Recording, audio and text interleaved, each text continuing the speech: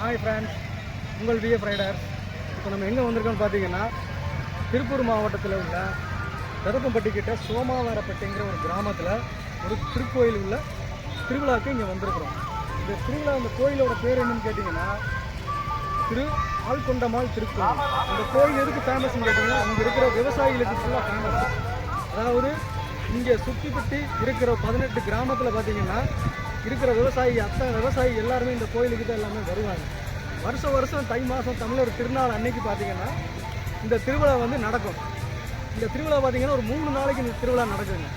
இந்த திருவிழாவில் பார்த்தீங்கன்னா கிட்டத்தட்ட இருக்கிற இந்த 18 பட்டி மக்களும் விவசாயிகளும் அத்தனை பேரும் இங்கே கடை போடுவாங்க. மாடு எல்லாமே கொண்டு வந்து தானம் கொடுப்பாங்க. ஒவ்வொரு விவசாயிகளும் பார்த்தீங்கன்னா ஒவ்வொரு வீட்டில் பார்த்தீங்கன்னா எல்லாத்துக்குமே காளை மாடு, பசு மாடு எல்லாமே இருக்கும். இந்த மாடு, பசு எல்லாத்தையுமே பார்த்தீங்கன்னா தானம் கொடுக்குறதுக்கு ஒரு நிபந்தனை இருக்குது. இந்த நிபந்தனை பார்த்தீங்கன்னா அதை உங்களுக்கு நான் ஃபோட்டோவில் இமேஜெலாம் நான் காட்டுறேன். இப்போ பார்த்தீங்கன்னா இந்த நிபந்தனையோடு இந்த காளையும் பசுவும் நம்ம இங்கே இந்த கோயிலில் கொடுக்குறோம்.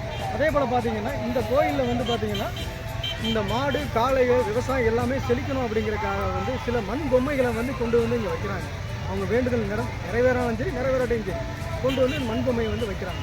வச்ச பிறகு பார்த்தீங்கன்னா கண்டிப்பாக அவங்களோட வேண்டுதல் நிறைவேறதுக்கு வாய்ப்பு நிறைய இருக்குன்னு சொல்லி நிறைய விவசாயிகள்கிட்ட கேட்டு அறிஞ்சு சொன்ன உண்மைகள் இது. சரிங்களா? Okay, ton. உடுமலை செஞ்சேரி ரோட்டில் சோமாவரப்பட்டி கிராமத்தில் காட்டின் மத்தியில் கோவில் கொண்டுள்ளார்.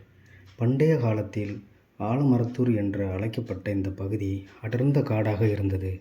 இங்கு விஷப்பாம்புகள் வாழும் ஒரு ஆலமரத்தின் கீழ் சிவலிங்கம் வடிவில் புற்று ஒன்று இருந்தது. இந்த பகுதியில் மேய்ந்த பசுக்கள் புற்றில் தாமாகவே பாலை சொரிந்து வந்தன. ஒரு நாள் பசு ஒன்றை பாம்பு தீண்டியது.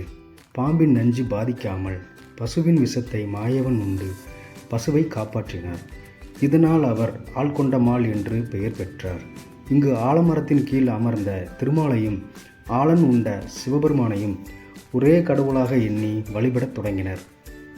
இன்றும் அதே வழிபாடு முறை நடந்து வருகிறது. அவதார வடிவம். உலகில் எப்போதெல்லாம் அநீதியும் தீய சக்தியும் தலை தூக்குகிறதோ அப்பெல்லாம் விஷ்ணு பகவான் அவதரிப்பார் என்று ஐதீகம். பெரும்பாலும் கோவில்களில் சிலைகள் உருவ வழிபாடுடன் காணப்படும்.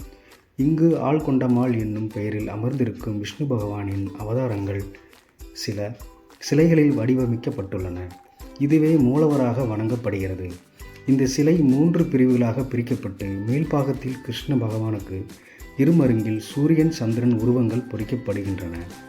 ஒவ்வொரு ஆண்டும் தை மாதத்தில் 3, 4, 5 ஆகிய தேதிகளில் தமிழர் திருநாளாக இங்கு இந்த கோயிலில் கொண்டாடப்படுகிறது. நன்றி, வணக்கம். ஹாய் ஃப்ரெண்ட்ஸ், இப்போ இந்த திருவிழாவோட ஃபெஸ்டிவலோட கம்ப்ளீட்டான வீடியோ நம்ம எல்லாம் முடிஞ்சுது. நம்ம சேனலை பிடிச்சவங்க சப்ஸ்கிரைப் பண்ணுங்கள், லைக் பண்ணுங்கள்.